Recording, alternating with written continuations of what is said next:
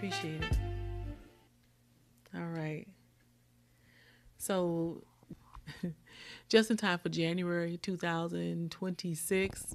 We're on January 2nd, 2026. So I'm doing a interview. Interview High Priestess is the name of this, and I think it's time.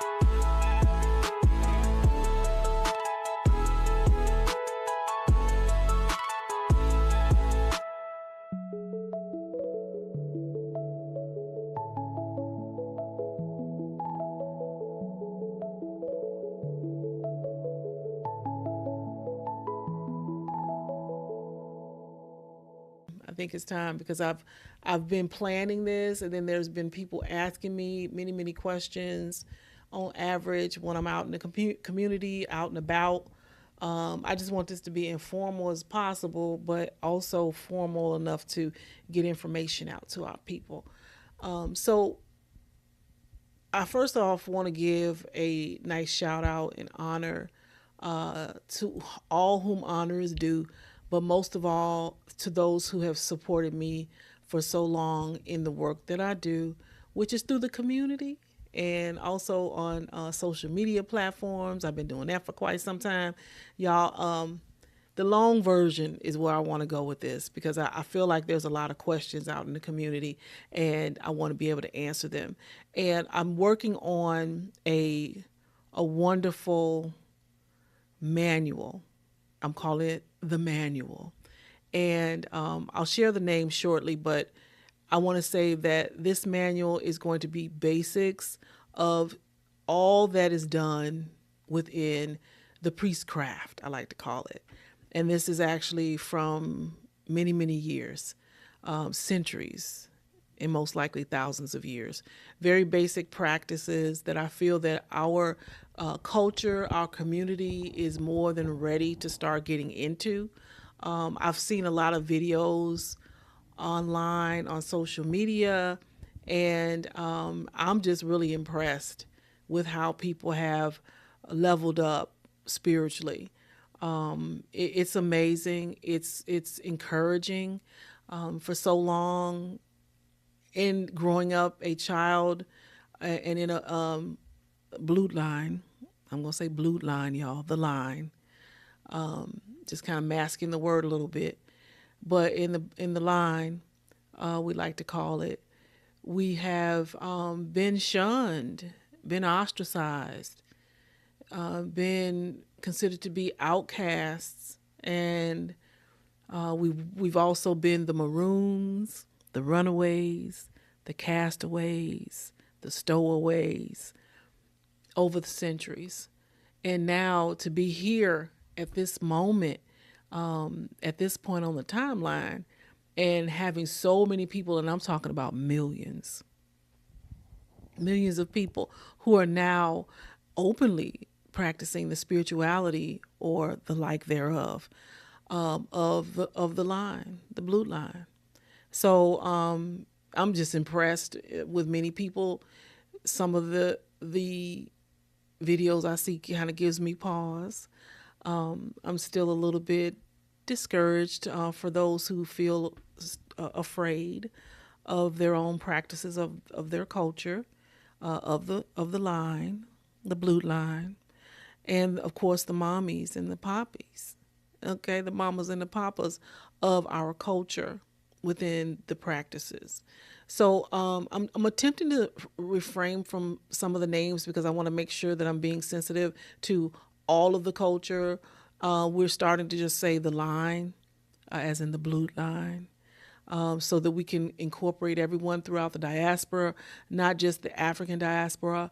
Also, we want to consider North America, South America, as well as the Caribbean islands, all of our islands, and then, of course, the world, because there are so many of us that have been transported and transferred to many different places. So we want to be sensitive of that moving forward. We've actually been able to do an overall reboot of our connection to a lot of the magical systems, I like to call it, the traditional systems of spirituality, divine spirituality. And we come up with a lot of different things from the perspective of the priestcraft. And I'm saying priestcraft because I'm encompassing and including in all of the sectors of the spiritual community when it comes to those who service the community, meaning those who actually go out, who are going out to the highways and the hedges and in the community, actually performing exorcisms. I'm going to get real deep, y'all. I'm going to go ahead and put the disclaimer on here. This content is going to be of a highly spiritual nature.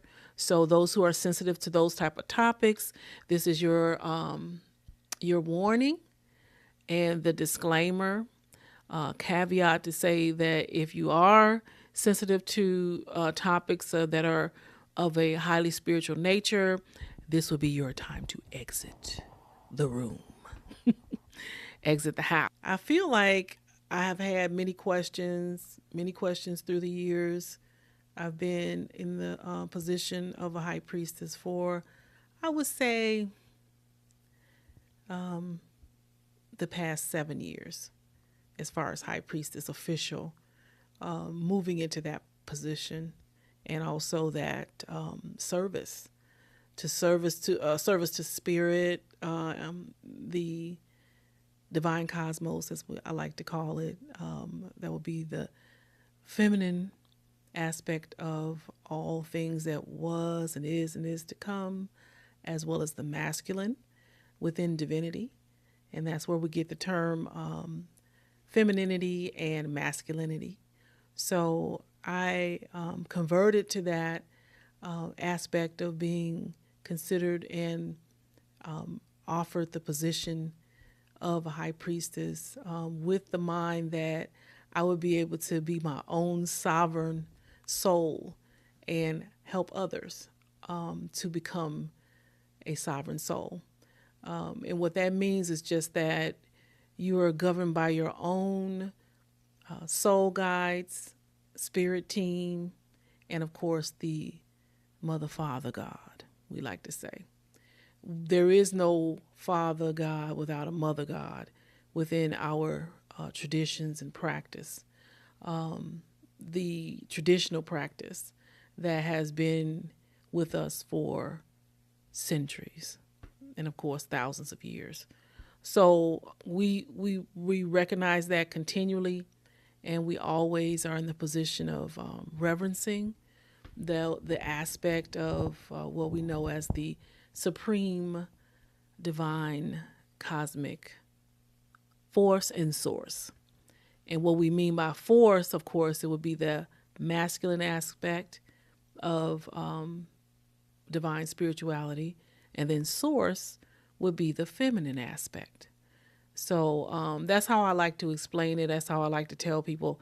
They ask me a lot, what is a high priestess? How do you serve in the role of a high priestess? And that's the long and short of it. That's the short version.